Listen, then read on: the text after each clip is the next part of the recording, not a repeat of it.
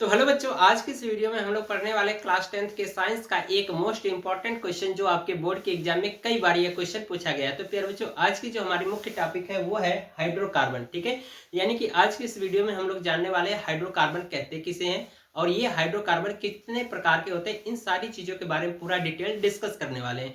बस आपसे रिक्वेस्ट है कि प्यारे बच्चों वीडियो को शुरू से लेकर के लास्ट तक देखिएगा, तभी चीजें आपको समझ में आएगी। तो चलिए बच्चों, बिना किसी देरी के आज की वीडियो को शुरू करते हैं। तो प्यारे बच्चों, यहाँ पर जो मैंने हेडिंग लगा रखा है हाइड्रोकार्बन, ये दो शब्दों से मिलकर के बना है। कौन कौन सा है? एक है हाइड्रो, ठीक है, हाइड्रो।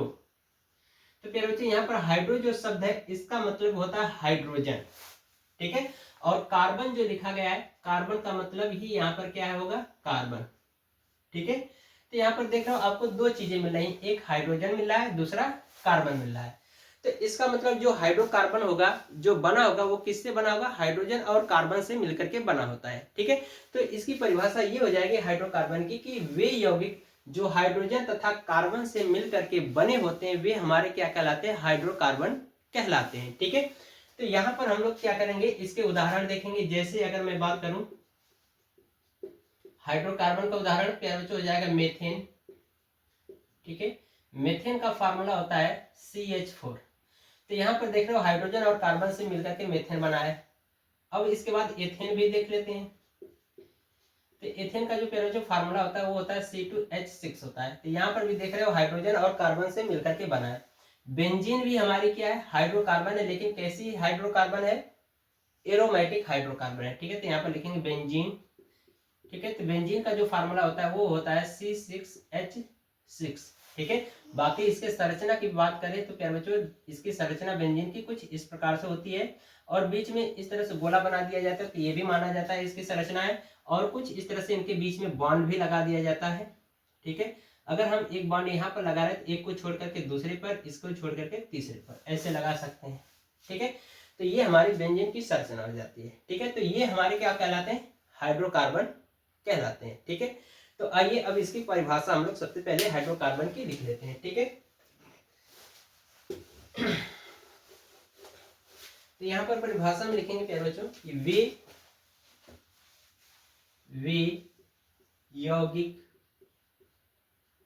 वे यौगिक जो हाइड्रोजन तथा कार्बन से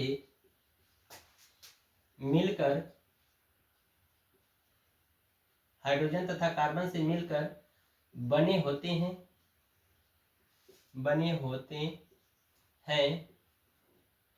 हाइड्रोकार्बन कहलाते हैं। हाइड्रोकार्बन कहलाते हैं, ठीक है। ये परिभाषा नोट कर लेना। इसका उदाहरण देख लेते हैं। तो उदाहरण में देखेंगे क्या बोलते हैं, यहाँ पर लिखेंगे जैसे मेथेन, ठीक है। मेथेन का फार्मूला होता है प्यारे बच्चों CH4, ठीक है। इसके बाद कामा करके एथेन, ठीक है। एथेन का होता है फार्मूला C2H6, ठीक है। और इसके बाद बेंजीन का होता है C6H6, ठीक है। तो यहाँ पर देख रहा है ये सभी हमारे क्या है? हाइड्रोजन और कार्बन से मिलकर के बने होते हैं। तो ये सभी हमारे क्या कहलाएंगे? हाइड्रोकार्बन कहलाएंगे, ठीक है। अब हम प्यारे बच्चों देखेंगे हाइड्रोकार्बन के प्रकार, ठीक है। तो यहाँ पर हम लोग हेडिंग लगाएंगे हाइड्रोकार्बन के प्रकार। यहाँ पर हेडिंग लगाएंगे हाइड्रोकार्बन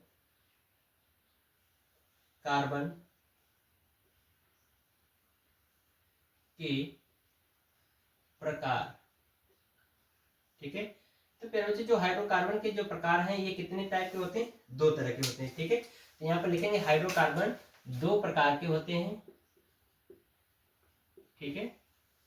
दो प्रकार के होते हैं। कौन कौन सा? पहला होता है आपका संतृप्त हाइड्रोकार्बन,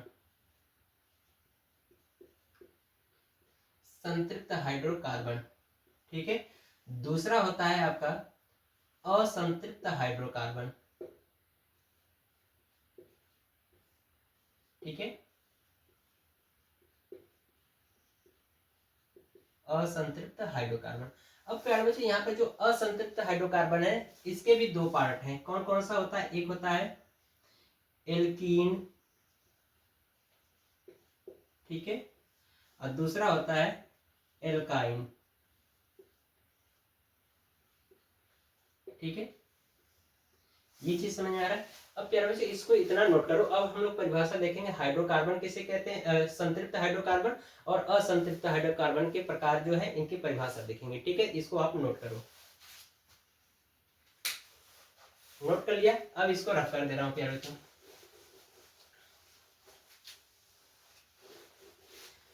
अब यहाँ पर हम लोग हेडिंग लगाएंगे संतृप्त हाइड्रोकार्बन, ठीक है, यानी इसकी परिभाषा देखेंगे। पहला पार्ट है आपका संतृप्त हाइड्रोकार्बन, ठीक है। संतृप्त हाइड्रोकार्बन किसे कहते हैं? इसमें क्या होता है प्यारे बच्चों कि जो कार्बन परमाणु होते हैं इनके बीच में क्या होता है, एकल सहसंयोजी बंधों द्वारा जुड़े होते हैं। ये हमारे क्या कहलाते हैं? आपके संतृप्त हाइड्रोकार्बन कहलाते हैं। यानी हम ये कह सकते हैं कि वे हाइड्रोकार्बन जिनमें कार्बन परमाणु एकल सहसंयोजी बंधों द्वारा जुड़े होते हैं वे हमारे संतृप्त हाइड्रोकार्बन कहलाते हैं, ठीक है। आइए परिभाषा लिखते हैं। यहाँ पर लिखेंगे वे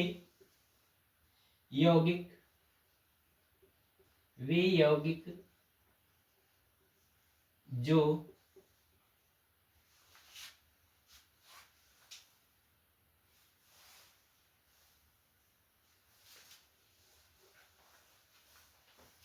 ठीक है, तो परिभाषा लिखेंगे वे हाइड्रोकार्बन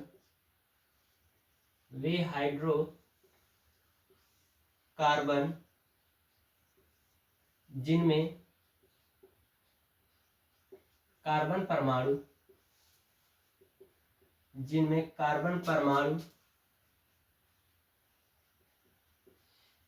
एकल सहसंयोजी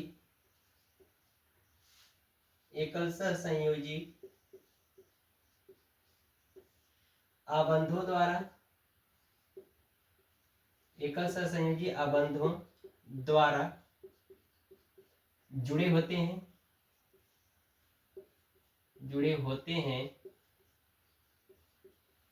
संतृप्त, यहाँ पर लिखेंगे जुड़े होते हैं संतृप्त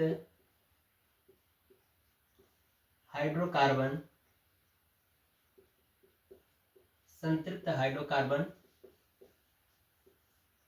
कहलाते हैं, ठीक है। ये इसकी परिभाषा हो जाएगी। यानी कि इसका कहने का मतलब ये है कि इसमें जो कार्बन जो परमाणु होंगे इनके बीच में क्या होंगे, एकल बॉन्ड बना होगा, एकल सहसंयोजी बंध बना होगा। तो ये हमारे क्या कहलाएंगे, आपके संतृप्त हाइड्रोकार्बन कहलाएंगे। अब इसके बाद प्यारे बच्चों हम लोग जानेंगे असंतृप्त हाइड्रोकार्बन किसे कहते हैं, ठीक है। तो आइए यहाँ पर हेडिंग लगाएंगे असंतृप्त हाइड्रोकार्बन, ठीक है।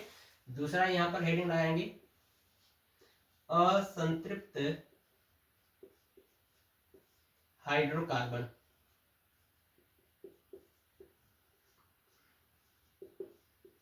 ठीक है, असंतृप्त हाइड्रोकार्बन। तो असंतृप्त हाइड्रोकार्बन में प्यारे बच्चों क्या होगा कि परिभाषा ये क्या होगी, सब लगभग सेम रहेगी। बस जहां पर हम लोग क्या किए, एकल सहसंयोजी बंध लिखे वहां पर हम लिख देंगे कि द्विसहसंयोजी बंध या त्रिसहसंयोजी बंधों द्वारा जुड़े होते हैं तो वे हमारे क्या कहलाएंगे, असंतृप्त हाइड्रोकार्बन कहलाएंगे। तो आइए परिभाषा नोट करते हैं। यहाँ पर लिखेंगे वे हाइड्रोकार्बन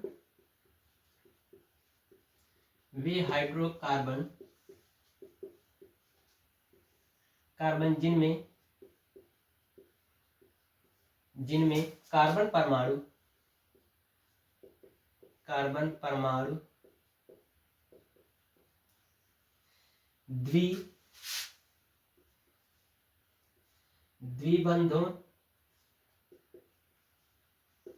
द्विबंधों या त्रिबंधों द्वारा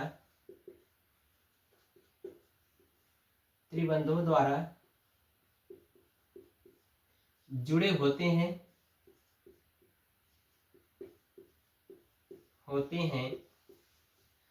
असंतृप्त हाइड्रोकार्बन कहलाते हैं। हाइड्रोकार्बन कहलाते हैं।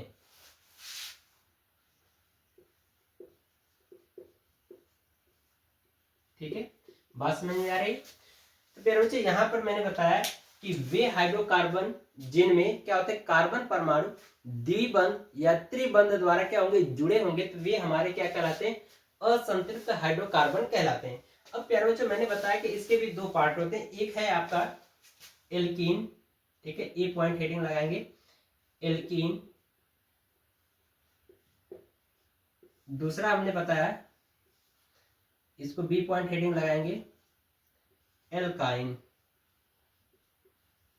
इसको प्यारे बच्चों हम लोग केवल समझेंगे, ठीक है, बाकी इसका जब हम लोग आईपीएससी नामकरण पढ़ेंगे तो वहां पर इसका उपयोग होता है। ठीक है, तो एल्कीन और एल्काइन क्या होता है प्यारे बच्चों कि इसमें क्या होगा कि जो एल्कीन होता है ये कार्बन कार्बन परमाणुओं के बीच में क्या होता है डबल बॉन्ड द्वारा जुड़ा होता है, यानी कि कुछ इस प्रकार से, यानी कि ये कार्बन परमाणु एक ये, तो इनके बीच में डबल बॉन्ड जुड़ा होता है, तो ये हमारा क्या होता है एल्कीन होता है।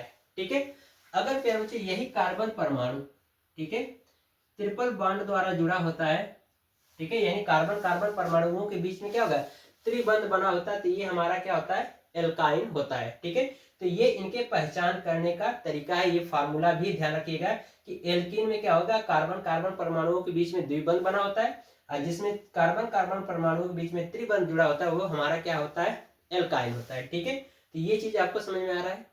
ठीक है, यदि प्यारे बच्चों आपको समझ में आया तो वीडियो को लाइक कर दीजिए। ठीक है, और साथ ही साथ चैनल को सब्सक्राइब करना न भूलिएगा। मिलते हैं अगली वीडियो में, तब तक के लिए जय हिंद।